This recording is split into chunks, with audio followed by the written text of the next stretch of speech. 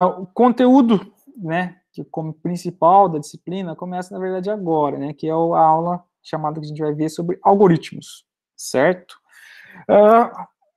Bom, então, retomando, né, que a gente tinha visto na aula passada, o que é a lógica, né?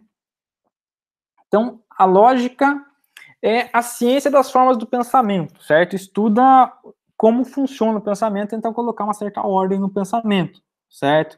Então, a razão, o pensar, né, que a gente pensa de maneira não necessariamente ordenada. A gente pode pensar em muitas coisas ao mesmo tempo e nem todas as coisas fazerem sentido. A lógica, ela visa o quê?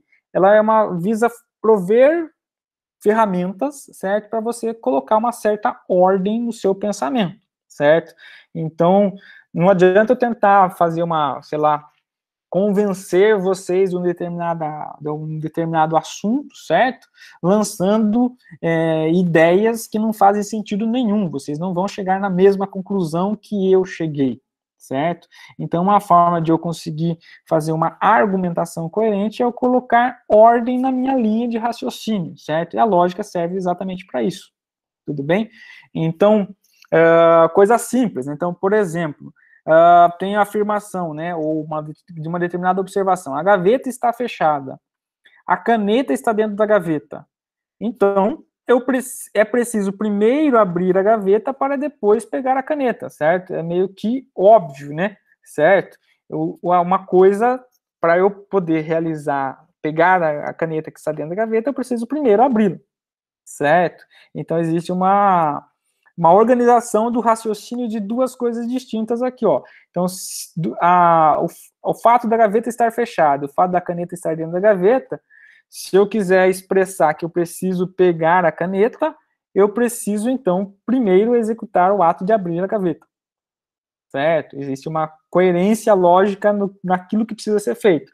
Então, partindo dessas duas preposições, a gaveta está fechada e a caneta está dentro da gaveta, a conclusão, certo, que eu chego é que primeiro precisa abrir a gaveta para depois pegar a caneta, certo? Tudo bem, gente? Então, para isso que serve a lógica. Mas e a lógica de programação? Então, a lógica que a gente viu, né, bem brevemente, ela é bem mais aprofundada, então, bem brevemente a gente viu no nosso último encontro, na última aula, e eu fiz um bem resumo rápido, né, agora no início.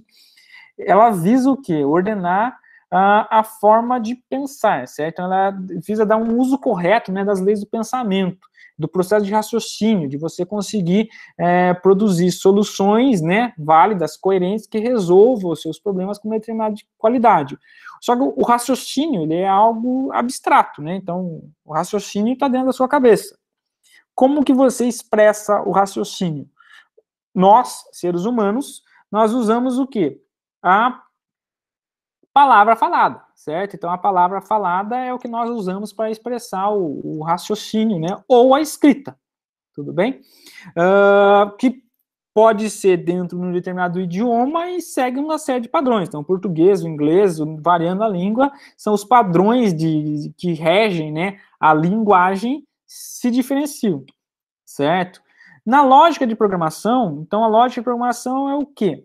Da mesma forma, ela visa dar uma ordem, né, para as coisas que vão ser executadas no computador, certo? E para isso a gente precisa, não pode simplesmente chegar para o computador e entenda o computador como se fosse uma nossa cabeça, certo? Ali dentro é onde se executam as coisas. Da mesma forma que para você passar um determinado conteúdo, você precisa estabelecer uma linguagem para que o outro também entenda. E da mesma maneira, para que o outro entenda, mesmo tendo a linguagem, entenda o conteúdo, né? Então não adianta ter a sua sintática, você precisa também ter a semântica ser entendível. Você precisa seguir fazer lógica, né? Fazer sentido. Você precisa ter um formalismo para que aquilo faça sentido. Não adianta julgar ideias se elas não estão conectadas de uma maneira bem elaborada. De maneira similar, para você, ser humano, poder conversar, né, ou se comunicar com o computador, isso se dá através de uma linguagem, certo? E dessa linguagem, ela precisa ser expresso dentro de uma determinada lógica, que é a lógica de programação, certo? E a linguagem, né, que é expressa, né, a conversa que se dá com o computador é a partir do que a gente chama de algoritmo, certo? Então, o que é o nosso algoritmo? Algoritmo é a forma com que você expressa, né, aquilo que o computador, que você quer que o computador faça. Então, assim como o raciocínio é expresso por aquilo que você fala, o algoritmo expressa aquilo que você quer que o computador faça, certo? Tudo bem, gente? Bom, alguns conceitos básicos, né, relacionados ao algoritmo. Um conceito básico relacionado ao algoritmo é ação. Então, o que é uma ação? A ação nada mais é do que um evento que ocorre num período finito de tempo, certo? Então, é algo que ocorre num determinado ponto do tempo, certo? Qual que é o interesse numa ação? É o efeito que ela produz. Então, por exemplo, alguns exemplos, né? Caminhar até a próxima esquina. Isso representa uma ação, certo? Você está realizando a ação de caminhar até a próxima esquina. Qual que é o efeito que ela produziu? Você chegou até a próxima esquina, né? Você caminhou e chegou até a próxima esquina. Colocar um livro em cima da mesa, certo? Então você tem uma ação que é pegar o livro e colocar em cima da mesa. Você estar colocando o livro em cima da mesa, você está realizando uma ação. Qual que é o efeito que ela produz? O livro, ao final da sua ação, estará em cima da mesa, certo? Outros exemplos, né? Então, descascar batatas para o jantar. Então, eu posso pegar uma batata e descascar a batata. Esse ato de pegar a batata e descascá-la é uma ação que eu estou realizando. Qual que é o resultado disso? Eu vou ter a batata descascada como resultado, sendo gerado, certo? E vários outros. Então, outros, atribuir o valor 3,14 a uma variável. Isso num linguajar jamais de programação. Então, grosso modo, a ação é um evento que ocorre num período definito de tempo, e que a gente está interessado no efeito que ela produz, certo? Um outro conceito básico é estado. O que é um estado, gente? O estado é nada mais nada menos que o conjunto de propriedades relevantes que os objetos apresentam numa determinada situação. Então, por exemplo, se nós considerarmos uma batata ela pode estar com casca ou descascada, certo? Então, o estado do objeto batata o objeto a batata admite dois estados possíveis aqui nessa situação, né? Com casca ou sem casca. Tudo bem? Tranquilo, gente? Note que a ação pode mudar o estado, né? Então, a ação você pode ter uma batata com casca, certo? Você efetua a ação de descascar a batata e essa sua ação altera o estado do seu objeto batata, que agora ele passou a ser um objeto sem casca ou descascado. Tudo bem? Então, a ação nada mais é do que a situação, né? A situação em relação às propriedades, né, de determinados objetos numa determinada situação ou período, né, do instante de tempo qualquer, certo? Como que aquele objeto se encontra, né? Então, batatas com casca e sem casca, num exemplo mais próximo de programação, né? Então, conjunto de valores das variáveis de um programa. Então, num determinado instante de tempo, um programa tem variáveis e elas podem estar com alguns valores num determinado instante de execução, certo? Outro conceito importante é o conceito de evento. Então, o que é um evento? Um evento nada mais é do que um conjunto de ações ou subações, certo? Então, quando você faz uma sequência, um conjunto de eventos, né? Um conjunto de ações, desculpa, a composição das ações forma o que a gente chama de um evento. Pode ser uma ação primitiva, então a ação pode ser uma ação primitiva, aquela que é a ação mais básica possível, né? Aquela que seria praticamente indivisível, vamos dizer assim, seria atômica, ela não dá para fazer menos do que aquilo, certo?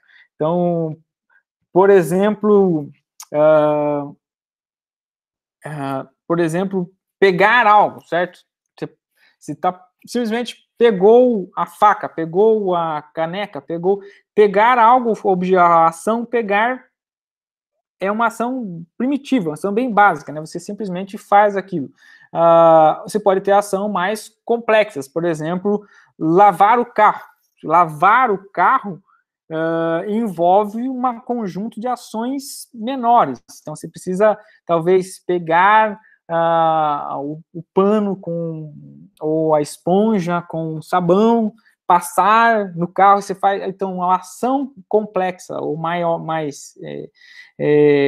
que é lavar o carro, ela é formada por um conjunto de ações primitivas, ou seja, ela forma um evento, né?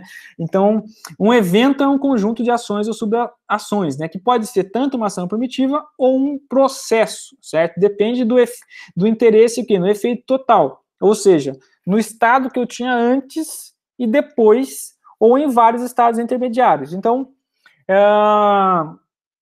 note que um evento, ele pode ser uma única ação, certo? Ou pode ser um processo. O que é um processo? O processo é uma sequência temporal de subações, que o efeito acumulado, certo, deles vai ser igual ao efeito do evento total. Então, esse exemplo que eu acabei de colocar, lavar o carro, certo? Lavar o carro, ele é o quê? Um processo, certo? E um processo que é um processo? É um conjunto, né?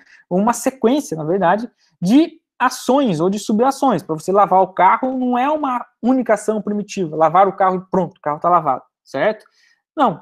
Se lavar o carro, você vai ter que fazer uma série de passos, né, procedimentos, né, uma série de subações, de coisinhas menores, para você conseguir observar no final que o carro vai estar lavado, certo?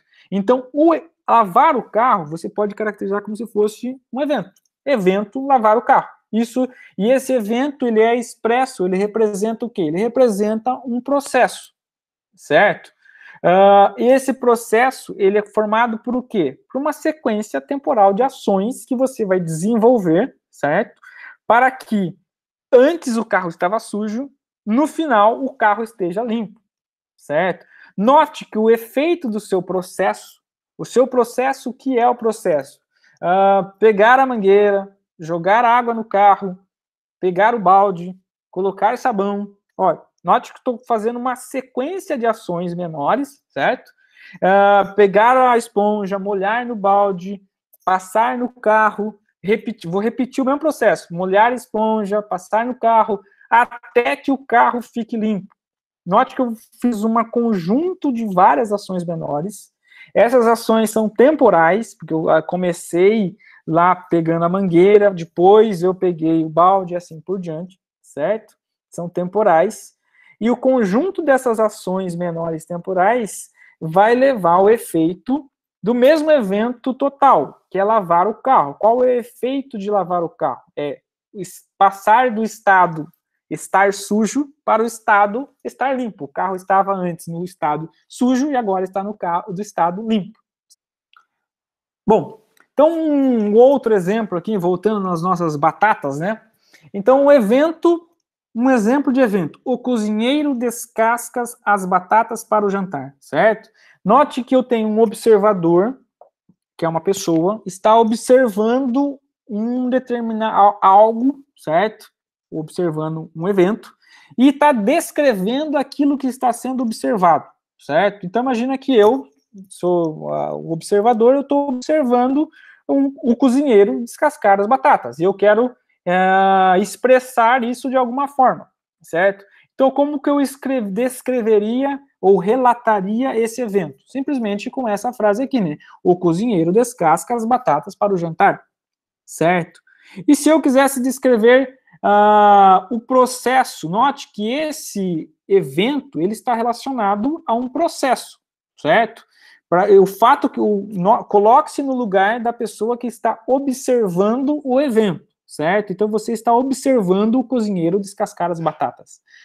O que você está observando de fato, certo? Você está observando um processo. Por quê? Que tipo de processo? Um exemplo. Você vai observar o cozinheiro trazer a cesta com as batatas do porão. Então, o primeiro passo, um dos passos que ele pode fazer é trazer a cesta com as batatas. O outro passo seria o quê? Traz a panela do armário, certo? Um outro passo é o quê? Descasca as batatas. E um outro passo é devolve a cesta no porão. Então, note que esse evento que você está observando, ele pode, né, ser decomposto né? Ele está relacionado a um processo e, como tal, ele pode ser decomposto em uma sequência temporal de ações, certo? Por que que isso é importante, gente? Vocês frisarem isso em mente. Porque quando se fala do computador, certo? Que vocês têm que instruir o computador a fazer algo, vocês normalmente estão interessados em executar um evento, só que para vocês conseguirem fazer que o computador execute um determinado evento, vocês precisam informar para ele ou descrever para ele o processo, certo? O computador não tem inteligência suficiente para conseguir pegar o evento e, a partir do evento, decompor o evento na sequência de ações que formam o processo, certo? Então, eu sempre falei, desde o início, né, da primeira aula, pensa em pequeno, certo? Então, pensa em pequeno. É uma coisa meio que óbvia, quando você olha o cozinheiro descascar as batatas, na sua cabeça já está meio que implícito, quase, o processo envolvido para descascar batatas, certo? Mas, para o computador, não, certo? Então, pense em pequeno. Como que você pega esse evento, que é um conjunto de ações, tenta pensar quais são as ações que compõem o processo relacionado a esse evento, tudo bem? Então, um exemplo seria exatamente esses daqui, ó. Então, seriam essas 4 ações aqui, ó. Tudo bem, gente? Note o seguinte, o cozinheiro, ele pode descascar a batata hoje, pode descascar a batata amanhã, pode descascar a batata depois de amanhã, e assim por diante, certo? O evento de descascar a batata, tanto faz ser hoje, ser amanhã, ser daqui a 50 anos, certo? O evento, ele é representado pelo mesmo processo, certo? Então, você tem o evento ocorrendo em momentos distintos, porém o processo que é feito para executar, né, que está por detrás do evento, ele é o mesmo, certo? Então, se ele for o mesmo, então você tem aí o que a gente chama de um padrão de comportamento, certo? Então, o que é um padrão de comportamento? Quando você tem o mesmo evento, certo? Sendo descrito pelo mesmo processo. Aliás, desculpa, você tem eventos ocorrendo em momentos distintos, porém sendo representados pelo mesmo processo. Bom, então o que é um algoritmo? Um algoritmo nada mais é do que uma descrição de um padrão de comportamento. Então lembra o seguinte, o evento descascar a batata, se o processo associado ao evento descascar a batata, ele é o mesmo, independente de quando ele ocorra, então você tem um comportamento que define o evento descascar batatas, certo? Então, sempre que eu quiser descascar batatas, eu posso executar o processo associado a esse evento, certo? O processo não muda, ele é o mesmo. Bom, o algoritmo, ele serve exatamente para descrever padrões de comportamento, certo? Em termos do quê? De um repertório de ações, certo? Primitivas e executáveis. Então, um evento, ele traz um relato, né? Um algoritmo, ele traz o quê? Uma descrição de um padrão de comportamento em função de ações. Tudo bem? Então, nada mais, nada menos é do que um algoritmo, ele é uma especificação, certo? De maneira mais para computação agora, né? Um algoritmo nada mais, nada menos é do que uma especificação para solucionar um problema em que a gente define essa especificação em termos do quê? Quais ações vão ser executadas e qual a ordem na qual elas vão ser executadas, certo? Então, eu tenho que, para eu solucionar um determinado problema, eu preciso efetuar uma série de ações, certo? Essas ações precisam ser executadas numa determinada ordem, porque a ordem pode mudar o processo, né? Então, lembra lá nas batatas, né? Nas batatas, nós temos aqui o processo com essa sequência, né, de ações. Se eu inverter as ações desse processo, se eu inverter a ordem temporal, o resultado não necessariamente vai fazer sentido ou vai ser o mesmo, né? Então, por exemplo, se eu começar descascando as batatas, certo? Por esse terceiro aqui. antes de trazer a cesta com batatas, não vai fazer muito sentido, né? Primeiro eu preciso ter a cesta com batatas para depois descascá-las. Então a ordem é algo que importa, não quando você se trata de um algoritmo, certo? Não somente a ordem, mas como também as ações que são executadas. Então quando você está projetando os seus algoritmos, o que você precisa pensar? Então normalmente você tem um evento que você quer abordar, que seria o quê? Um problema a ser resolvido, certo? Então, quando se trata do computador, temos um problema que estamos interessados em resolver, tudo bem? E como nós vamos resolver esse problema? Usando um algoritmo, certo? Que vai dizer para o computador qual é o processo que ele tem que executar. Dentro desse processo, o que você precisa fazer? Dizer quais ações precisam ser executadas e em que sequência ou ordem elas precisam ser executadas, certo? Então, não sei se vocês lembram, mas lá, quando a gente pegou lá na segunda aula da arquitetura básica, tinha o nosso operador, aquelas instruções, elas eram o quê? Ações, nada mais nada menos do que ações, certo? Seguidas numa determinada ordem, e ao seguir as ações naquela ordem que a gente tinha, nós conseguimos fazer com que o operador executasse ou resolvesse, fizesse algo, né? Então, por exemplo, calcular a média de alguns números. A gente conseguia calcular a média de alguns números, por quê? Porque aquelas instruções representavam exatamente o algoritmo que especificava para o operador como ele deveria proceder para poder calcular a média. Tudo bem, gente? Bom, então, toma cuidado com dois termos importantes, né? Então, o que a gente viu até agora atrás, a gente estava tratando de um relato, um observador descrevendo uma determinada um evento que estava sendo observado. Um relato é algo descritivo, certo? Um algoritmo, não. Um algoritmo é algo imperativo, certo? Um algoritmo, ele impõe ações que têm que ser feitas. Então, se num relato você diria aquilo que você está observando, que algo ou alguém está fazendo, né? Então, por exemplo, se você está observando o cozinheiro descascar batatas, você relata, né, aquilo que está sendo feito. Então, trazer a cesta de batatas, trazer a panela do armário, descascar a batata e assim por diante. Você está escrevendo um relato daquilo que está sendo executado. O algoritmo, ele é imperativo, certo? Por quê? Porque ele vai ser uma sequência de instruções, né, para que alguém execute as ações e a execução das ações leve na solução ou no resultado que você quer, né? Então, ao invés de você dizer traz a cesta, você diga traga a cesta. Então, você está ordenando, né, passando algo imperativo pedindo, né, para fazer uma determinada coisa. Ó, traga a cesta, traga a panela, descasque as batatas e devolva a cesta ao porão. Então, sempre que vocês forem escrever um algoritmo, vocês usam o tempo imperativo, certo? Faz sempre os verbos colocados ali de maneira imperativa. Então, em outras palavras, o que é um algoritmo? Ele é uma sequência ordenada e sem ambiguidade, isso é importante, certo? De comandos, que leva à solução de um determinado problema. Então, você tem um problema para resolver, certo? Você quer instruir algo ou alguém a como resolver esse problema, como? Com que linguagem? Com um algoritmo. O algoritmo é a linguagem que vai dizer como você vai resolver o problema para chegar na sua solução, certo? Quais ações vão compor o processo para levar na solução. Note que nós separamos, né, aqui, ó, com ponto e vírgula ao final de cada frase aqui, né, de cada preposição aqui, ó, certo?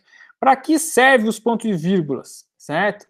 Para separar os comandos, ou separar as ações. Então, você tem uma sequência de coisas que são executadas, né, dentro do seu evento. O ponto e vírgula, ele marca o final de uma ação e o começo de outra. Ele separa e delimita a questão da ordem, né, certo?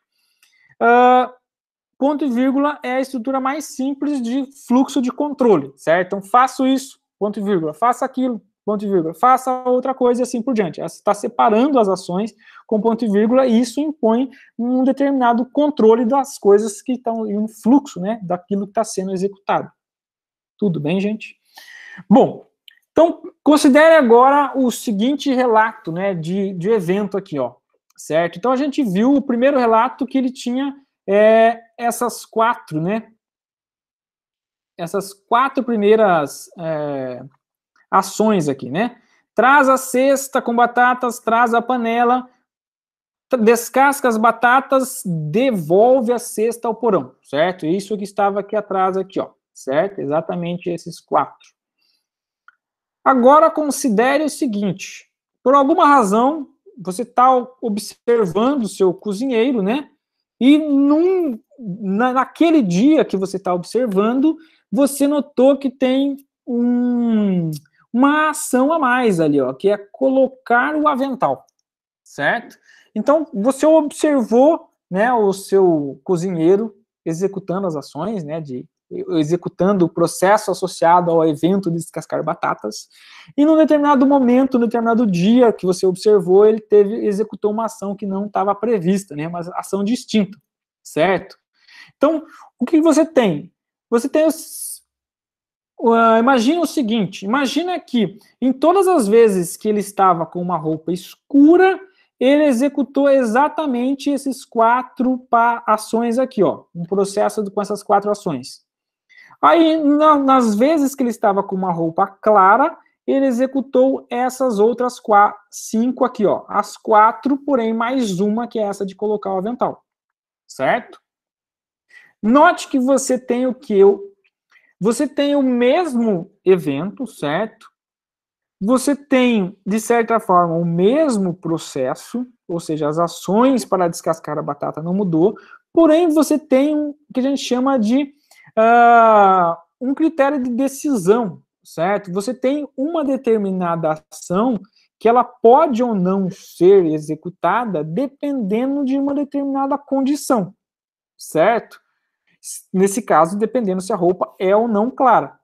Então, quando isso ocorre, como que você pode descrever um algoritmo capaz de cobrir esses dois tipos de eventos?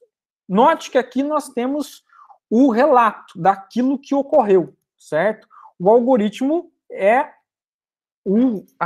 ele não é o relato, ele é o imperativo, é aquilo que vai ser executado. Então, se você tivesse que instruir o seu cozinheiro, você não sabe quais instruções ele está lendo, mas você observou, uma vez você relatou as ações de uma forma e o outro relatou de uma outra forma. Como será que isso está colocado na sequência de ações do algoritmo dele? Porque ele lê uma única instrução, certo? Ele não lê duas instruções, ele lê uma única folha com instruções, supondo, né? Só que dependendo daquilo que está sendo observado, aquilo que está sendo observado muda, e você observou muda dependendo de uma determinada condição. Será que dá para colocar esses dois eventos no mesmo algoritmo? Resposta é sim, gente. Como? Usando conectivo condicional, certo? Então, lá atrás, nós tínhamos esse algoritmo, certo? Então, esse algoritmo aqui embaixo reflete esse evento aqui em cima, aqui, né? Certo? Então, se eu executar essa sequência de ações no imperativo dado por esse algoritmo, eu vou observar como evento o resultado desse relato aqui em cima, certo? Porém, eu posso, se eu observar uma variação no meu relato, né, é porque tem o que a gente chama de um conectivo condicional dentro do meu algoritmo, certo? Então, um conectivo condicional serve exatamente para poder tratar essas duas situações. Então, como que eu posso incluir essas duas situações no mesmo algoritmo? Simplesmente adicionando esse conectivo conectal C, então, certo? Então, eu tenho, note, os mesmos passos para descascar a batata aqui, ó, certo? Porém, eu tenho aqui uma ação, que é coloque o avental, que ela vai ser executada, essa ação, dependendo de uma determinada condição, que é a roupa ser clara, certo? Note que com esse algoritmo nós conseguimos produzir aqueles dois relatos que estão aqui atrás, certo?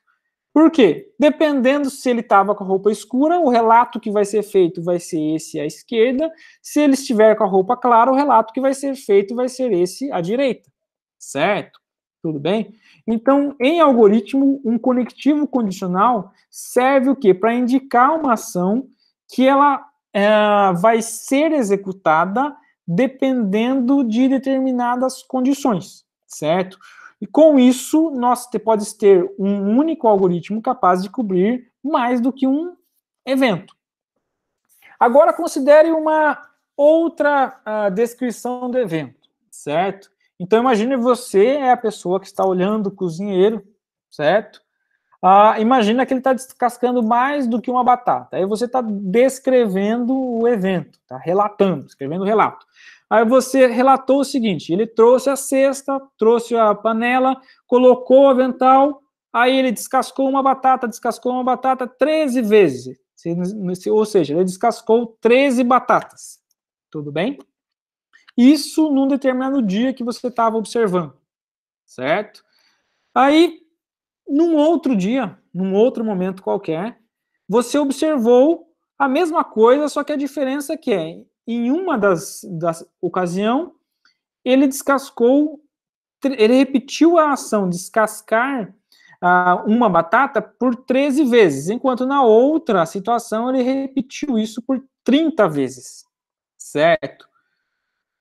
Note que são parecidos, né? Os relatos, eles são basicamente idênticos, o que muda é a quantidade de vezes que uma determinada ação foi executada, certo? Será que eu consigo escrever um algoritmo capaz de cobrir esses dois eventos? Note que o cozinheiro ele está executando as ações, então, de certa forma, ele está executando o algoritmo, certo? Você está relatando aquilo que você está observando, o comportamento dele está sendo executado, certo? Ele não precisa ter dois algoritmos distintos, certo? Para você produzir esses dois relatos distintos. Você consegue, com um único algoritmo, certo? Juntar esses dois relatos, certo? Num único algoritmo. Como? Usando um outro conectivo. Bom, vamos fazer uma outra suposição aqui, né? Então, suponha o seguinte. Suponha que o cozinheiro ele sabe avaliar se a quantidade de batatas é suficiente, certo? Então, o cozinheiro está fazendo a comida, né? Cozinhando, ele sabe o momento de que deve parar de descascar a batata ou não, certo? Então, como que nós poderíamos escrever aqueles relatos aqui atrás, certo? Com um único algoritmo. Uma forma possível é ele traz a cesta, ele traz a panela, se a roupa é clara, então ele coloca o avental, então estou tratando a condição do avental. Aí eu não sei se a quantidade de batatas é suficiente ou não. Então ele pode dizer, bom, antes de descascar uma batata, verifica a condição se a quantidade de batatas é ou não suficiente, certo? Então eu só vou executar a ação de descascar batatas caso a condição da quantidade de batatas seja insuficiente, certo? Então, como que seria um algoritmo com isso, né? Seria da seguinte forma, para cada ação de descascar uma batata, eu verifico a condição se a quantidade é suficiente. O problema é, se eu escrever o algoritmo dessa forma, né, dessa maneira, quantas vezes eu teria que repetir essas instruções com conectivos condicionais? Quantas vezes? Bom, é necessário fazer mais uma suposição, né? Então eu preciso saber quantas vezes eu vou repetir, senão eu não consigo escrever meu algoritmo, certo? Então suponha, né, que o número máximo de batatas disponível na cesta seja 50.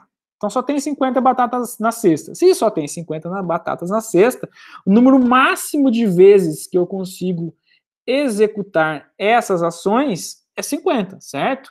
Então eu só consigo descascar no máximo 50 batatas, então o máximo de vezes que eu consigo repetir essa ação com conectivo condicional são 50 vezes. Tudo bem? Note que não necessariamente eu vou descascar 50 batatas, porque a condição para descascar batatas é que a quantidade não seja suficiente, certo? Então, o que pode acontecer quando eu precisar somente de 13 batatas?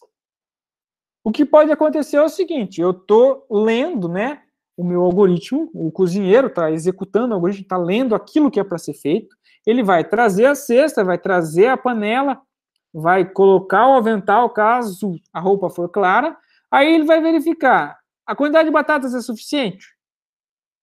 Uma batata. Não, descascou uma batata. A quantidade de batatas é suficiente? Não, descascou 2 batatas. Assim por diante.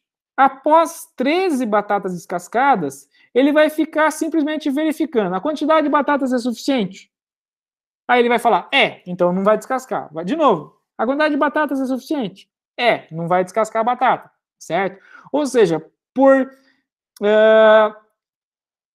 37 dessas 50 vezes, ele iria simplesmente fazer a mesma pergunta. A quantidade de batatas é suficiente? E a resposta seria sempre a mesma. Sim.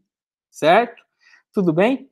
Isso é legal? Será que dá para expressar isso de uma maneira mais eficiente? Será que ele precisa ficar perguntando 37 vezes a mesma coisa e tendo sempre a mesma resposta? Certo? Bom, então, se o número de batatas for suficiente, for inferior à capacidade máxima, né, que são as 50 batatas que eu tenho,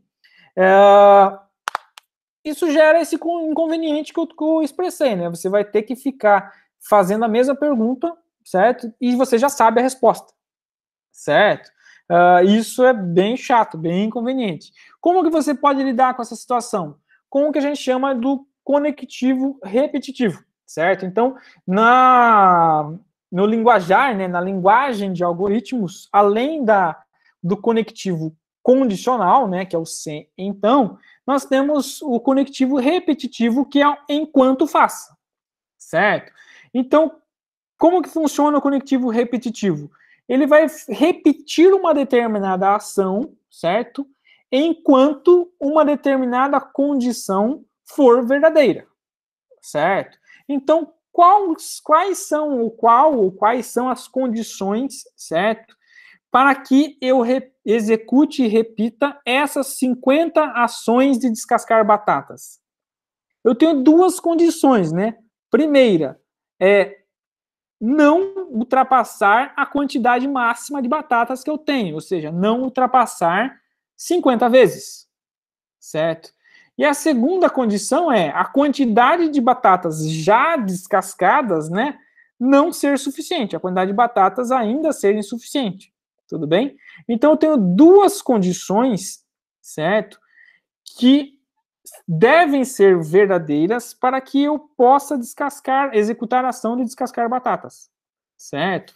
Com o conectivo repetitivo, nós podemos unir tanto a repetição com baseada no teste dessas condições, certo?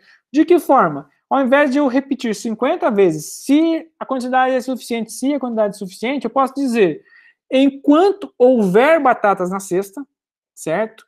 E a quantidade for insuficiente, eu estou dizendo, repita a ação descascar batatas, enquanto as condições houverem batatas na cesta e a quantidade ser insuficiente, forem verdadeiras.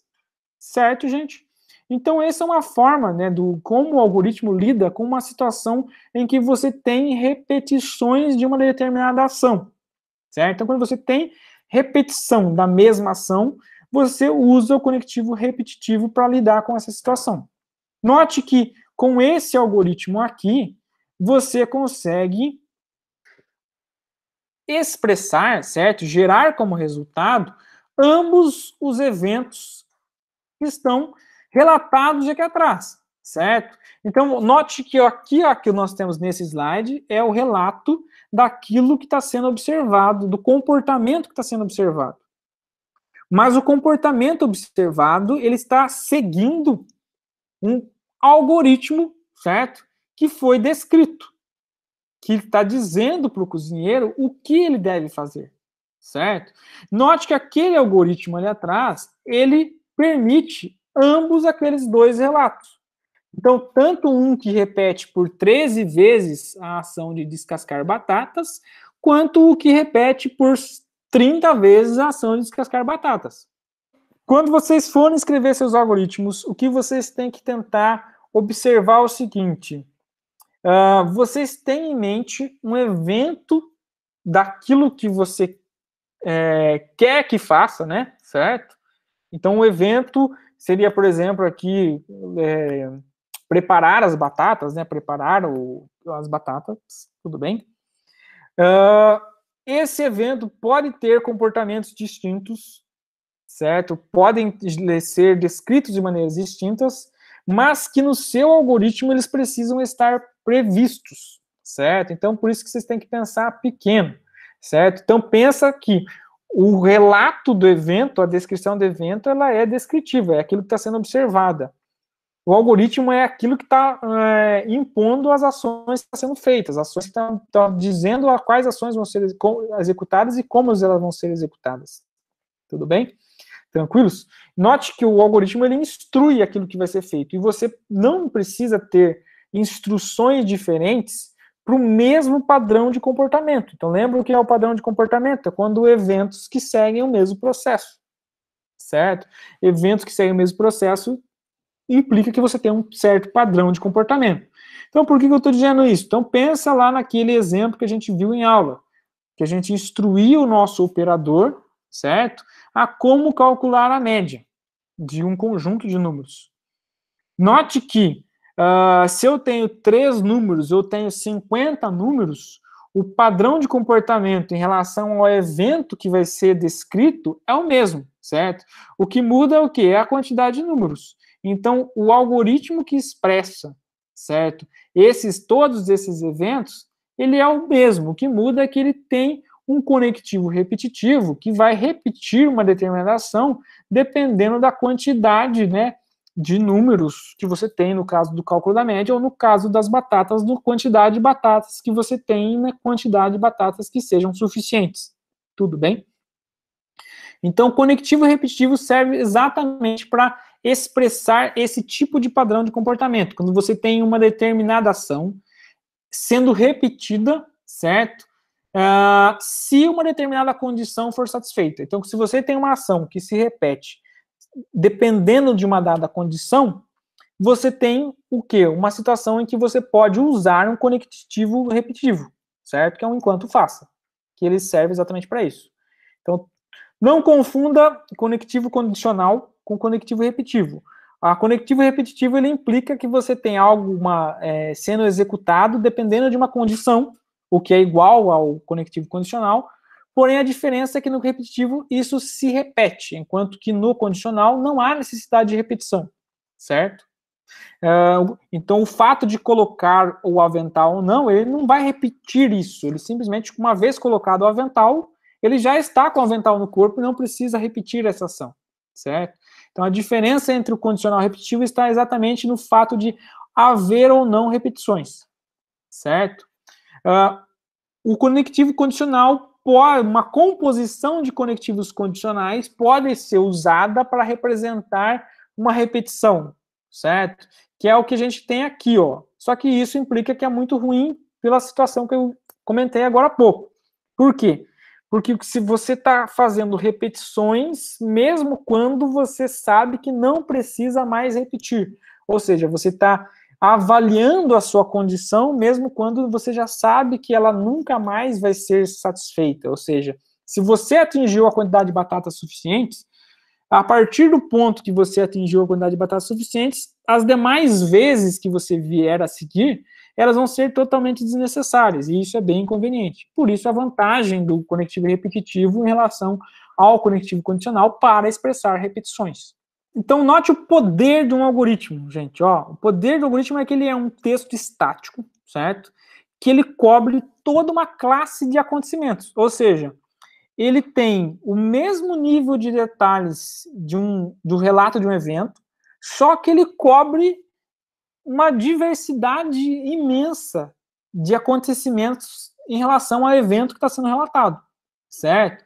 Cuidado, grandes poderes, grandes responsabilidades, certo? Por quê? Qual que é o perigo, principalmente quando se trata do conectivo repetitivo? É você ter um algoritmo que ele não é executável em tempo finito, ou seja, note que no conectivo repetitivo você tem uma ação, certo? Uma ação sendo repetida enquanto uma determinada condição for verdadeira, certo? Ou for satisfeita. Se essa condição nunca for satisfeita, significa que, aliás, desculpa, se essa condição sempre for satisfeita, significa que você sempre vai executar a ação e você nunca vai parar de executá-la, certo? Então, o perigo que vocês têm que tomar cuidado, principalmente em relação ao conectivo repetitivo, é garantir que em algum momento a sua condição vai parar, vai ser satisfeita, vai parar, vai atingir, no caso das batatas, ou atinge o limite máximo de batatas, ou atinge a quantidade suficiente, certo? Então, por exemplo, então, o que seria um exemplo de um algoritmo que nunca para de executar? Imagina que se eu tivesse escrito o algoritmo, ao invés de eu escrever enquanto houver batatas, eu usasse a seguinte condição: enquanto a roupa é clara, descasque batata. Então, imagina que o nosso cozinheiro chegou com uma roupa clara num determinado dia. O que vai acontecer se ele seguisse esses algoritmos, as ações que ele executar for desse algoritmo? Significa que ele nunca vai parar de descascar batata, certo? Tudo bem? Por quê? Porque a ação descascar batata não vai alterar a cor da roupa do cozinheiro, certo? Se a ação descascar batata não altera a condição, certo? Ou o estado do objeto, roupa do cozinheiro, significa que esse estado sempre vai ser o mesmo, então essa ação sempre vai ser repetida, certo? Tudo bem, gente? Então, cuidado, grandes poderes, grandes responsabilidades aí, ó. Um erro muito comum, certo? E seja nos exercícios do Judge ou exercícios práticos, é você se deparar com um algoritmo que ele cai numa situação que a gente chama de loop infinito, ou seja, ele nunca para, certo? Aonde está o potencial erro do seu algoritmo? Está na condição do seu conectivo repetitivo, certo? Você estabeleceu uma condição que ela nunca se altera, certo? Tudo bem, gente? Os algoritmos têm que ser determinístico e finito. O que é um algoritmo determinístico e um algoritmo finito? Então, um algoritmo é determinístico se o quê? Se por uma determinada entrada ele produz sempre a mesma saída. Ou seja, o resultado não se altera, certo? Se você tem batatas, o resultado final vai ser batatas descascadas, independente da qualidade das batatas. Se o resultado se altera dependendo da qualidade das batatas, o seu algoritmo não é determinístico, certo? Então, se eu coloquei 5 batatas, eu pedi para descascar 5 batatas, eu espero que ao final tenha 5 batatas descascadas. Agora, numa outra situação, eu coloquei 5 batatas e no final eu obtive 4 batatas descascadas. Opa, o comportamento dele não foi determinístico. Por quê? Se alterou dependendo de uma condição que não estava prevista. Nesse caso, pode ser, por exemplo, a qualidade das batatas. Algoritmos são determinísticos, certo? Tudo bem? Outra coisa, algoritmos são finitos, ou seja, eles terminam de executar após uma sequência limitada de comandos. Então, um exemplo de um algoritmo que não é finito é quando a condição de parar, de descascar batatas, nunca vai ser satisfeita, certo? Isso não viola, né, a característica de finitude do algoritmo. Algoritmos têm que ser determinísticos e finitos. Um outro exemplo de algoritmo, agora trazendo um conceito mais matemático, né? É o algoritmo para calcular máximo divisor comum. Bom, eu imagino que vocês tenham aprendido de uma maneira diferente, que vocês colocavam o número 1 do lado do outro, ia fatorando em fatores primos e pegava os fatores comuns, alguma coisa assim. Bom, um outro algoritmo para calcular o MDC entre dois números é um dos algoritmos mais antigos do mundo, praticamente, que é o algoritmo de Euclides, que foi proposto aqui por Euclides, né, na Grécia, em 300 a.C. E o algoritmo funciona da seguinte forma, né? Tenho dois números, vou dividir um pelo outro. Um vai ser o dividendo, o outro vai ser o divisor, certo?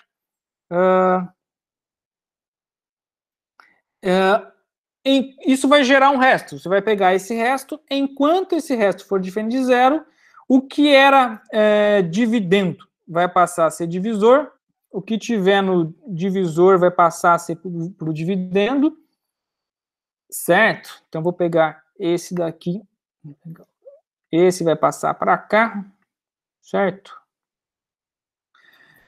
O que tiver como resto vai passar a ser o divisor. Então, esse cara aqui vai passar a ser o divisor.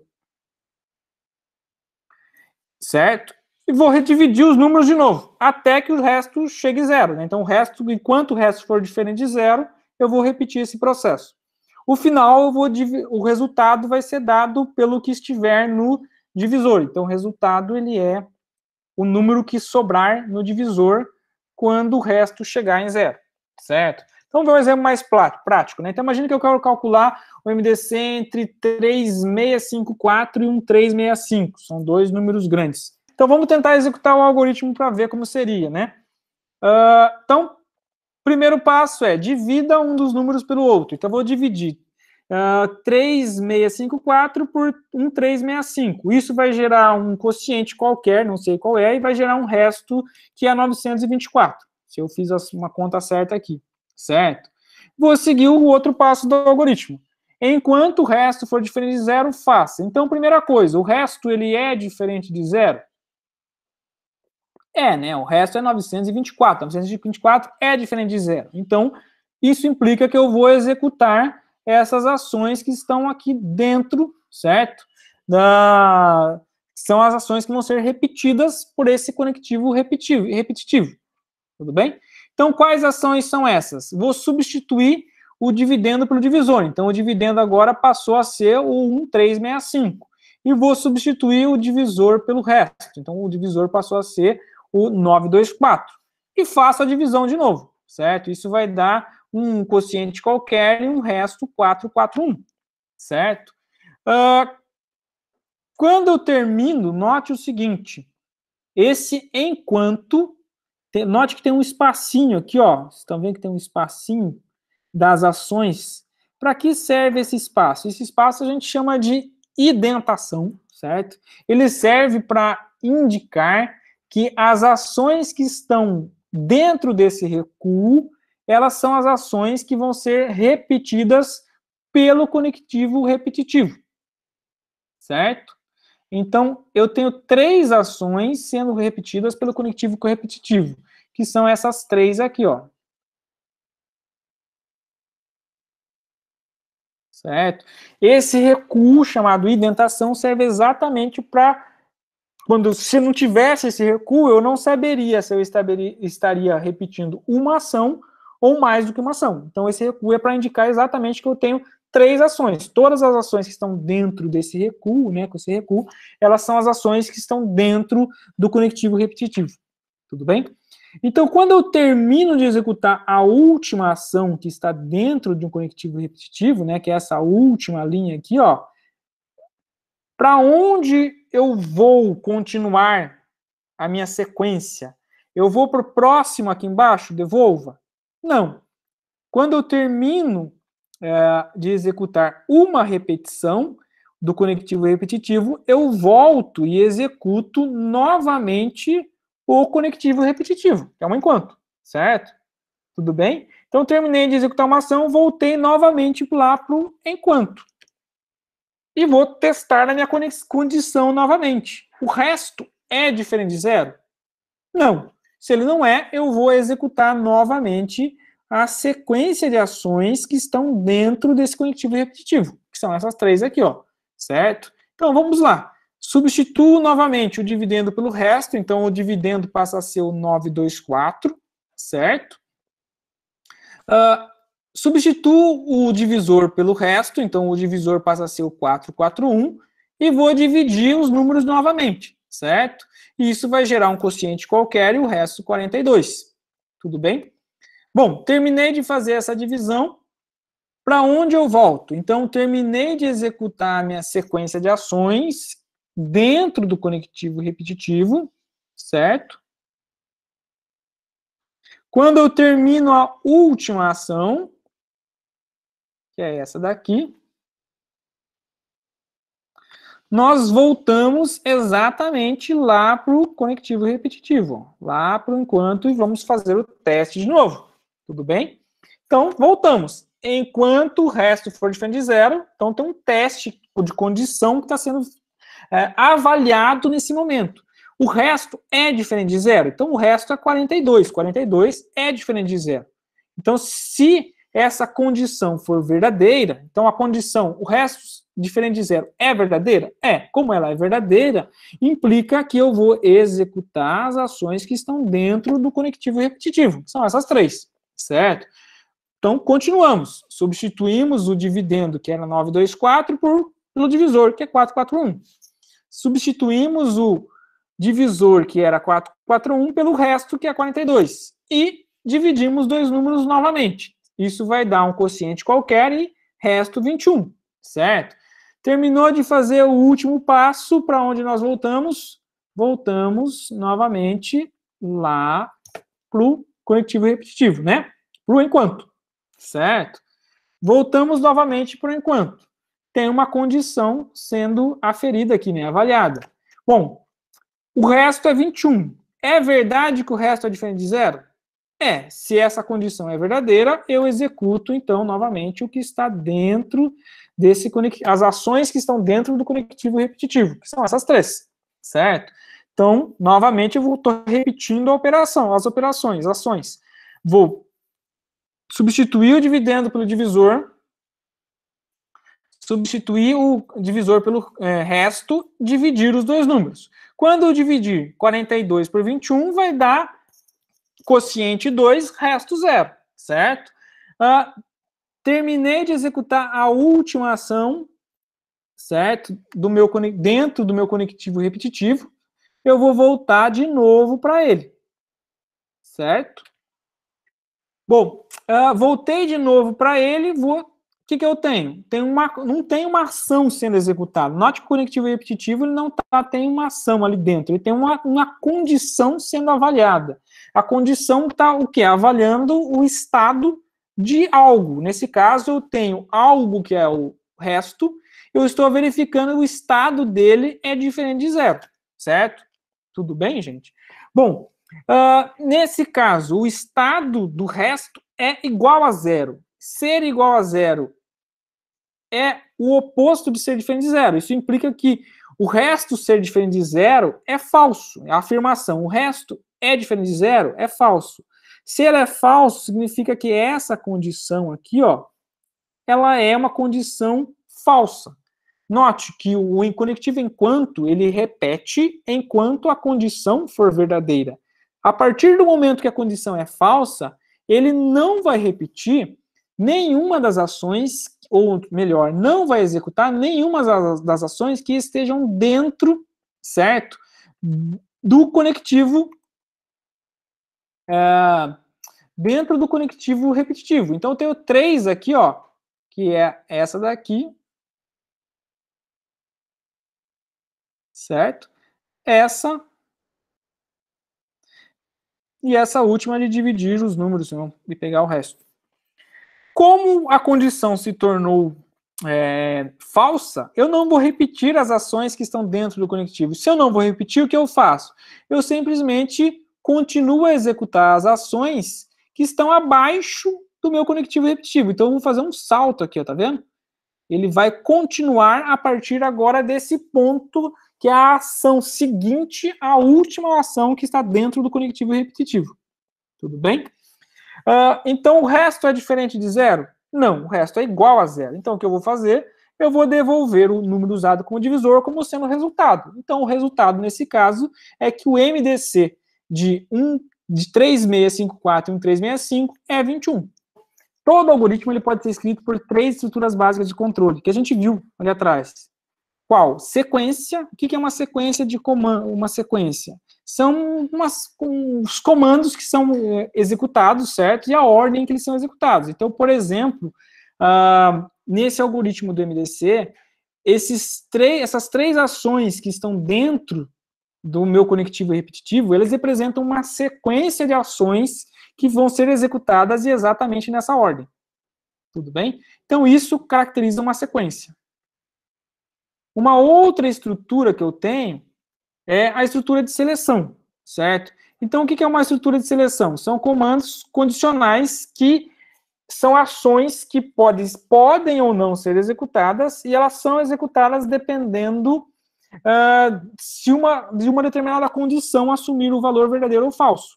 Então, por exemplo, se a roupa lá do cozinheiro, no exemplo do cozinheiro, se a roupa é clara, então coloca o avental. Note que a ação colocar o avental vai ser executada se o estado da roupa, então, certo? Então, o objeto roupa tem um estado que pode ser claro ou escuro. Se o estado dele for claro, significa que eu vou executar a ação de colocar o avental. Tudo bem? E a outra estrutura possível é a estrutura de repetição, que é o conectivo repetitivo, que ele pode fazer o quê? A repetição consiste em repetir uma sequência de ações por eu posso não repetir uma vez ou mais vezes, certo? Então eu posso ter uma repetição que eu nunca vou executar nenhuma ação, certo? Simplesmente eu vou testar a condição e essa condição vai ser falsa, né? Não vai ser satisfeita. Ou posso executar uma vez ou mais vezes. Bom, quantas vezes vão ser repetidas? Depende. O número de repetições pode ser repetido por um número pré-estabelecido de vezes, certo?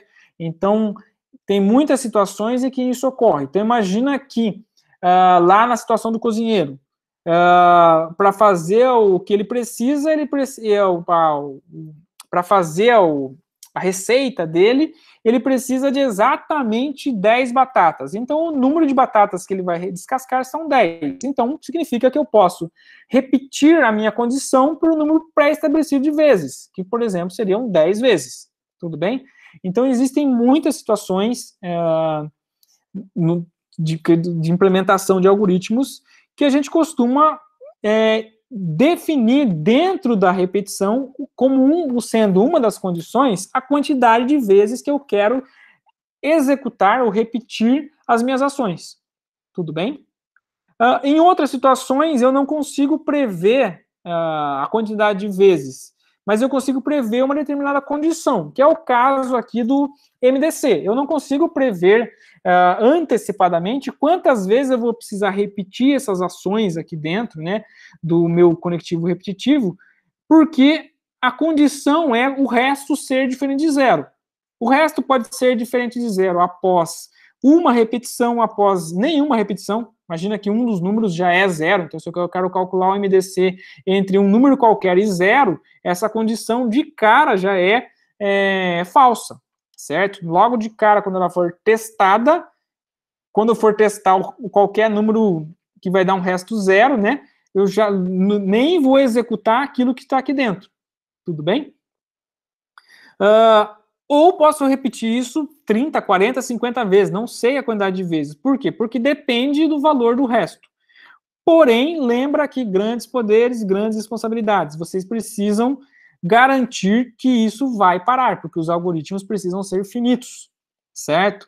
Então, que garantias eu tenho que eu vou parar nesse algoritmo do MDC? A garantia do comportamento, né, das divisões. Então, quando eu faço sucessivas divisões, o valor do resto sempre é um valor menor, né, do que o valor dos dividendo e do divisor, né? Tudo bem? Do divisor, mais especificamente. Então, e como o resto passa a ser o próximo divisor, significa que eu estou sempre reduzindo o valor do resto. Se eu estou sempre reduzindo o valor do resto, em algum momento eu vou chegar em zero. Lembra que isso aqui é uma divisão inteira, então em algum momento ele vai chegar a zero. Tudo bem? E nesse momento ele vai parar.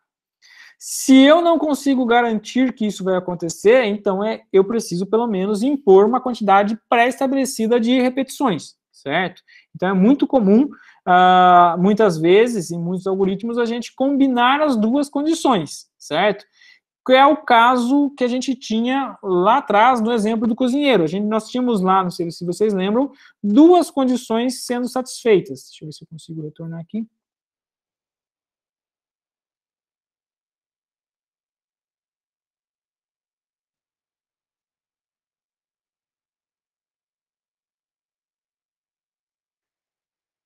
Note que tem duas condições sendo satisfeitas.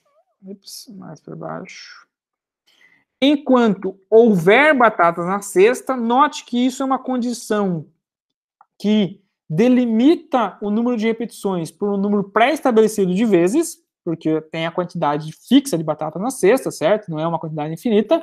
E tem uma outra condição, que é o fato de ser ou não suficiente. E isso independe da quantidade de batatas na cesta. Tudo bem? Então é comum a gente combinar, muitas vezes, as duas formas de condições. A condição de ter uma quantidade de repetições pré-estabelecida com a condição, com uma condição qualquer. Tudo bem, gente? Então, todo algoritmo tem essas três estruturas básicas. Então, como que a gente pode representar algoritmos? Tem várias e várias formas para representar algoritmos, certo? Uma delas é fluxograma, que a gente vai ver a seguir. Pseudocódigo é exatamente o que a gente está fazendo aqui atrás, né? Só que de uma maneira um pouquinho mais formal. Uma descrição escrita, né, como se fosse em português, de uma sequência de passos a ser executados, só que com um certo formalismo maior. E várias outras, certo? Então, tem várias maneiras de representar um algoritmo. Bom, o que a gente está interessado no momento é o fluxograma. O que é um fluxograma? Um fluxograma é uma forma gráfica, certo? Que usa símbolos gráficos para representar os comandos que são executados. Qual que é a vantagem? Em geral, o entendimento é muito fácil, né? Você bate o olho nos símbolos, né? E fica muito fácil entender o que está acontecendo, né? Qual que é a dificuldade? A dificuldade é que se o algoritmo é complexo, aí fica difícil você desenhar num papel um monte de conjuntos de símbolos gráficos para representar um algoritmo complexo. Então, ele é bom para algoritmos simples, certo? É bem fácil de entender porque ele é um recurso visual que ilustra exatamente o comportamento do algoritmo e aquilo que vai acontecer com a execução do algoritmo. Então, quais são os símbolos que você tem no fluxograma? Então, você tem um símbolo, esse primeiro, que representa um retângulo com bordas arredondadas, que ele é usado para indicar o início e fim do algoritmo. Então, ele delimita quando o algoritmo começa e aonde o algoritmo termina, certo? O outro símbolo é a seta. Então, são setas. As setas, elas indicam o fluxo. Ou seja, lembra que o algoritmo, ele tem uma certa, além de ações, ele tem ordem, que é qual a sequência, a ordem da sequência das ações. Quem que define a ordem? No caso do texto escrito, era o ponto e vírgula, né? Então, o que estava antes e depois era separado pelo ponto e vírgula. No caso do fluxograma, é uma mera seta, certo? Então, a seta, você começa numa caixinha chamada início, que é um retângulo com bordas arredondadas, sigo as setas e isso estou seguindo exatamente o fluxo das ações, né, que eu preciso seguir para executar meu algoritmo. Tudo bem?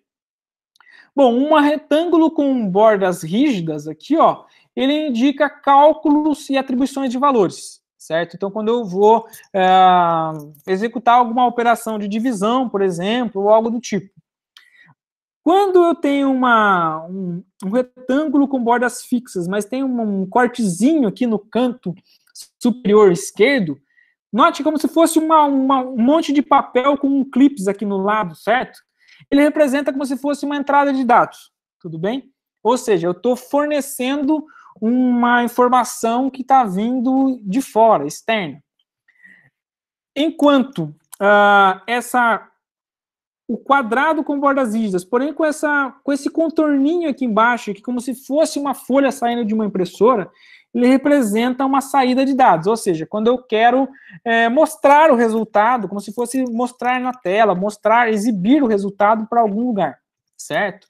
E esse losango representa a tomada de decisão, ou seja, ele representa possíveis testes condicionais, certo? Que vão implicar numa tomada de decisão.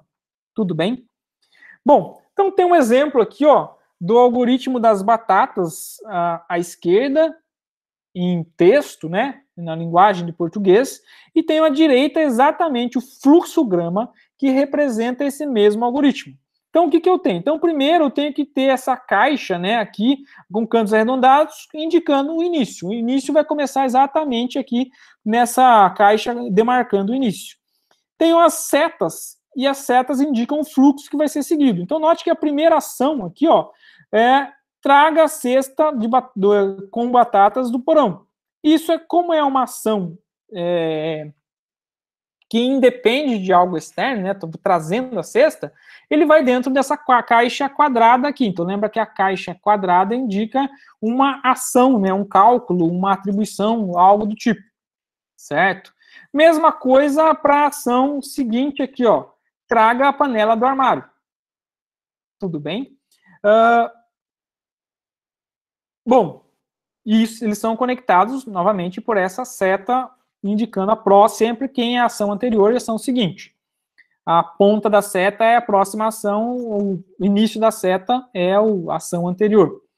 Bom, em seguida tem o quê? Uma ação condicional. Então, o losango demarca a condição. Então, o losango aqui, ó, está indicando que eu tenho uma condição. O que vai dentro do losango?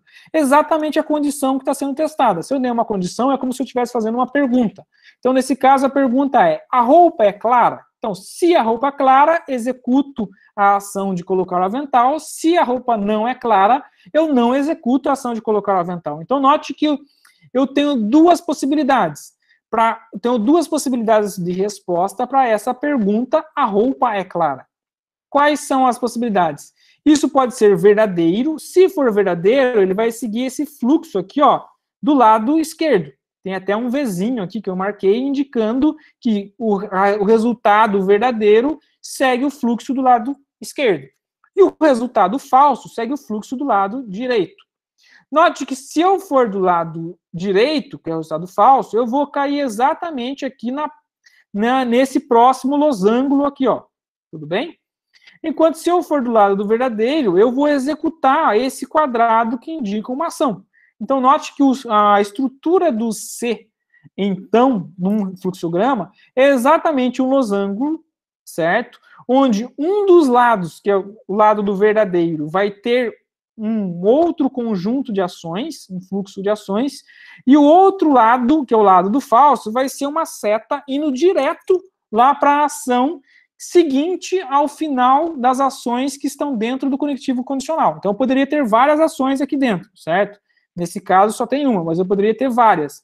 Não, tanto faz. O lado do falso vai sempre pular todas elas e vai ir direto para a próxima seguinte que você tem na sequência. Tudo bem? Bom, a próxima é o conectivo enquanto. Enquanto houver batatas na mesa, na cesta, e a quantidade de batatas é suficiente, faça. Note que eu tenho o quê? Uma condição de enquanto, ele é um teste de uma condição. Ah, mas ele é igual ao conectivo repetitivo? Não. Por quê? Note que o fluxo do conectivo repetitivo é o lado do verdadeiro sai e vai para um conjunto de ações, o lado do falso vai direto para a próxima ação, mas ambos chegam no mesmo ponto. Tá vendo? Ambos chegam no mesmo ponto. Tudo bem? Enquanto que no conectivo repetitivo, que eu tenho um lado vai levar a uma sequência de ações, certo? E terminada a última ação dessa sequência, que nesse caso é o descascar batatas, então terminado eu tenho essa ação aqui da sequência, certo? Então se a minha teste que é a seguinte pergunta: há batatas na cesta e quantidade de batatas é suficiente? Se a resposta for verdadeira, eu vou seguir o fluxo aqui demarcado pelo V, né? Que exatamente consiste em executar a ação de descascar uma batata. Após executar essa ação, note que tem um fluxo aqui, ó, que ele retorna automaticamente, né, para a mesma teste de condição, certo? E se o teste de condição é falso, ele pula todas as ações aqui, ó, que é esse lado aqui, ó, do F, indicando que eu pulei.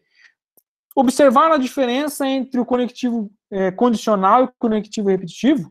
No condicional, ambos os caminhos, independente se eu vou executar as ações ou não vou executar ações, eles vão chegar no mesmo ponto, certo? Enquanto no conectivo repetitivo, não. O final das ações dentro do conectivo repetitivo vai retornar para o próprio losango indicando a condição. Enquanto outra opção, que é a opção de ser falso, vai levar, essa sim, vai levar para o caminho diferente, que é a próxima ação após o teste do conectivo repetitivo. Tudo bem? Tranquilos? Então, eu tenho exatamente essa estrutura para quando eu tenho conectivo repetitivo e essa estrutura de ambos chegar ao mesmo ponto para quando eu tenho conectivo condicional. Bom, dentro do condicional, note que eu vou ter as condições e, conforme eu mencionei, após a última condição, você tem essa seta de retorno que vai retornar para o próprio losango referente ao conectivo repetitivo. Certo? Então, o que muda é o arranjo das setas. Basicamente, ambos são expressos com losango, e o que muda é o arranjo das setas. Então, por quê? Porque no fluxograma eu não tenho, de certa forma, uma caixinha para indicar conectivo repetitivo, uma caixinha para indicar conectivo condicional. E o que eu tenho é como indicar conexões e como indicar teste de condições e como indicar fluxos, certo? O que muda do condicional para o repetitivo é exatamente o fluxo que é executado. Enquanto um chega no mesmo ponto, o outro, eles se divergem. Um caminho vai levar de volta à própria condição e o outro caminho vai levar à próxima ação, certo? Que nesse caso devolva a cesta ao porão, que é a última ação. Acabou todas as ações? Então vem em seguida ali, né, a setinha e o losango com bordas arredondadas, indicando que é o fim do algoritmo. Bom, aqui tem a mesma coisa, o fluxograma do MDC, certo? Então, mesma coisa, gente, ó.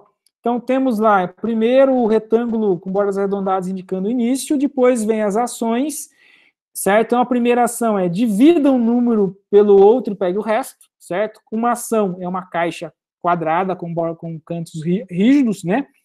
Depois vem o conectivo repetitivo. Lembra o conectivo repetitivo que eu tenho exatamente um teste de condição. Um dos caminhos, ele vai pular todas as ações e vai lá para a ação seguinte, certo? Que é esse caminho do falso. O outro caminho, o caminho do verdadeiro, é o caminho com as ações que vão ser repetidas, certo? Que são 3, exatamente essas 3 aqui, ó, certo? Ao final da última ação, eu tenho esse caminho de retorno que volta para a própria condição, nesse caso, condição do conectivo repetitivo. Tudo bem? E, por último, eu tenho o quê? Note que eu tenho uma verba que devolva, né, o número usado como divisor como resultado. Se eu estou devolvendo ele como resultado, eu estou, de certa forma, imprimindo isso, né? O resultado, ele é a saída do algoritmo, é o que o algoritmo gera como saída, né? Que é aquilo que você espera, que é a solução do problema. Então, por isso que a gente usa essa caixinha aqui, não sei se está muito visível, mas parece uma folha imprimindo, tudo bem? Tranquilos, parece uma folha sendo impressa aqui, como se eu estivesse imprimindo o resultado, e o fim, então essa caixinha com cantos arredondados me marca o fim do meu algoritmo. Então nós vimos, então, entendido o que é um algoritmo, como representá-lo, né, e algumas formas de representá-lo. A primeira pergunta que vem é como que eu vou construir algoritmo? Será que tem alguma metodologia, que me ajude a construir algoritmo? Então, todo programa, certo? Normalmente ele tem 3 etapas, certo? Que é entrada, aquilo que entra, que é a informação que o algoritmo vai tomar, certo? E vai usá-la. Então, por exemplo, no cozinheiro, o que é a entrada para o cozinheiro fazer a atividade ou o evento que ele está fazendo? São as batatas, certo? Então, as batatas, se ele está descascando batatas, a entrada para ele é aquilo que ele está recebendo, certo? Para ele executar a tarefa de descascar batatas, ele recebe as batatas, certo? Então, a entrada, todo algoritmo começa naquilo que vai ser fornecido, né, para executá-lo, as ações em cima daquilo que é fornecido de entrada.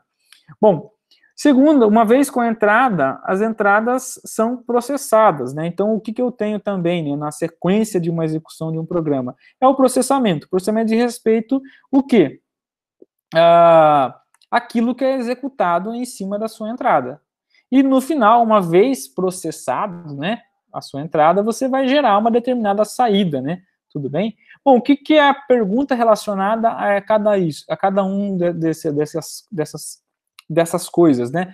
Ah, bom, a entrada é quando você é exatamente o que eu preciso. Então, imagina que você quer escrever um algoritmo para fazer uma determinada coisa. Então, por exemplo, o cozinheiro descascar batatas. Então, o que o cozinheiro precisa para descascar batatas? Ele precisa de batatas. Então, naturalmente, a entrada são as batatas. Tudo bem? Processamento está relacionado à seguinte pergunta: como chegar ao que eu quero? Certo? Então, o que eu quero? Eu quero descascar batatas. Certo? Então, a minha saída está relacionada exatamente àquilo que eu quero. Quero descascar batatas. Meu processamento diz respeito exatamente a como que eu vou chegar naquilo que eu quero. Certo? E a entrada é o que eu preciso para chegar naquilo que eu quero. Bom, note que dessa sequência, ela está diretamente relacionada ao modo de funcionamento do algoritmo. Então, para você escrever o algoritmo, seu algoritmo tem que cobrir essas três coisas: o que é entrada, o que é processamento e o que é saída. Certo? Bom, por onde que a gente deve começar? Então, é aquela velha máxima, né? Se você sabe onde você quer chegar, né? Então, você consegue saber por que caminho você deve ir. Então, é exatamente o começo que você, para um ponto de partida da construção de algoritmos, você começa na saída, certo? Você começa naquilo que você quer. Então, o que você quer, certo? Como resultado. Então, quando você vai construir o algoritmo, primeiro você identifica exatamente isso. O que você espera que o seu algoritmo gere de saída, certo? A partir do conhecimento que você sabe o que você quer, né, então, que é aonde você quer chegar, aí sim você vai pensar, então, no caminho, né? Então, qual que é o caminho que você deve fazer, tudo bem? Bom, então tá lá. Quais são os passos para a construção do algoritmo? São 4 passos, certo? O primeiro e mais importante é identificar o problema. Então, a primeira coisa que você tem que fazer é entender, certo, o enunciado, entender o problema que você está sendo resolvido. Então, seja lá na lista de exercício, na prova, na sua vida, né, você se depara com uma situação, antes de tentar propor uma solução, certo, você tem que entender exatamente o enunciado, entender aquilo que está sendo pedido. Tudo bem? Uma vez entendido, então você tem que identificar exatamente o que você espera de saída. Você começa pela saída. Então, o que é a saída nesse caso? O que é o resultado final que você espera que seja gerado, né, na sua solução do seu problema? Uma vez que você sabe onde você quer chegar, né, que é a sua saída, então segundo passo, você identifica o que você precisa, né, para você chegar nisso que você quer chegar, que é exatamente a sua entrada. Tudo bem?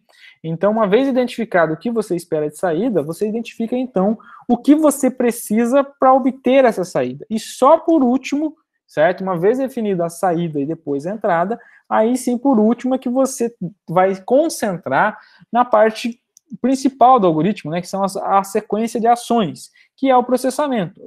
Como que você vai fazer para você chegar naquilo que você quer, certo? Então, quais ações você deve fazer, né, para processar a sua entrada de modo a transformá-la na saída que você espera. Tudo bem? Tranquilos? Então, na construção de um algoritmo, note que a etapa 1 é a etapa de entendimento, né? De você entender o problema, e ela é crucial, certo? Então, antes de você sair de cara e tentando resolver o exercício, quando eu digo resolver, tentando desenhar os fluxogramas ou tentando escrever o algoritmo, primeira coisa que você tem que fazer é entender. Será que eu entendi o suficiente aquilo que me está sendo solicitado? Certo? Uma vez que você entendeu aquilo que está sendo pedido, aí note que os passos 2, 3 e 4 é praticamente o algoritmo, certo? Então, o seu algoritmo tem exatamente o que? A sequência de entrada, processamento e saída. Aquelas 3 caixas que estão aqui atrás. Certo? Bom, então, na concentração do algoritmo, você começa primeiro identificando aquilo que você quer, que é a saída. o que você precisa para chegar naquilo que você quer, que é a entrada, e por último, você vai trabalhar, concentrar nas ações que você deve executar para conseguir sair da sua entrada e chegar na sua saída. Vamos ver um exemplo? Imagina que eu quero escrever um algoritmo para somar dois números quaisquer, certo? Então, é um enunciado bem simples, certo? Escreva um algoritmo para somar dois números quaisquer, certo? Esse é o problema que nós queremos resolver, tudo bem? Bom, todo mundo entendeu, acho que o problema é bem simples, né? Como que nós podemos escrever esse algoritmo? Então, o primeiro passo é identificar o que eu espero gerar de saída, né? O que é o meu resultado. O que é o meu resultado da soma de dois números? Não, nessa frase já tem a resposta, né? O resultado da soma. Então, o resultado da soma de dois números, que eu espero ter resultado, é o resultado da soma. Bom, para ter o resultado da soma, o que eu preciso? Então, eu vou tentar identificar agora a entrada. O que eu preciso para ter como resultado a soma de dois números? Eu preciso de dois números, certo? Então, a minha entrada precisa ser exatamente dois números, tudo bem? Bom, e por último é que eu vou identificar, bom, dado que eu já sei onde eu quero chegar e o que eu preciso para chegar nisso que eu quero, então, o que eu devo fazer, né? Como que eu vou fazer para chegar nisso que eu quero? Que é o processamento, né? Quais ações vão ser executadas? Nesse caso, a ação é somar dois números, certo? Tudo bem? Bem simples desse jeito. Bom, com isso a gente consegue escrever o nosso algoritmo. Então tá aqui o algoritmo, né, escrito em português, né, à esquerda. O que eu vou fazer? Bom, preciso de dois números, que é a minha entrada. Então, minha entrada, eu vou ter que ter ali as instruções. Leia o primeiro número e leia o segundo número, certo? Esse número vai ser lido, vai ser obtido de alguma forma. Então, lá no fluxograma, né, tem ali a representação, lembra que aquele retângulo com um cortezinho aqui no canto superior esquerdo, como se fosse um clips, né? E ali dentro eu escrevi, leia o primeiro número, leia o segundo número. Tudo bem? Uma vez lidos os dois números, que diz respeito à entrada, então eu vou somar o primeiro número e o segundo número. Tá aqui, então isso aqui representa uma ação, né? E representada aqui por essa caixa, por esse retângulo, né? Com bordas rígidas, né? Tudo bem?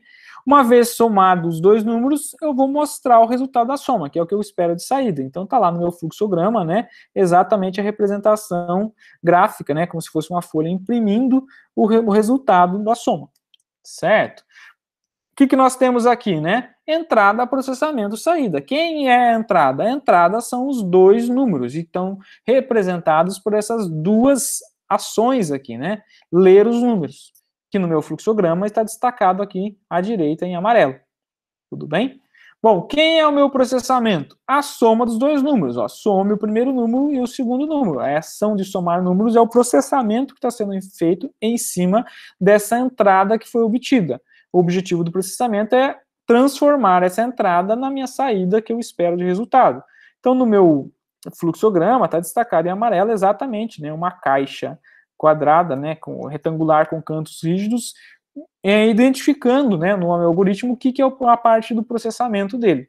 E por último, né, o que é a minha saída? Então, a minha saída é o resultado da soma, certo? Então, vou mostrar esse resultado da soma e estou indicado aqui no meu fluxograma exatamente isso. Bom, note que todo fluxograma tem esse início e fim, né? Justamente para demarcar aonde começa seu algoritmo e aonde termina o seu algoritmo.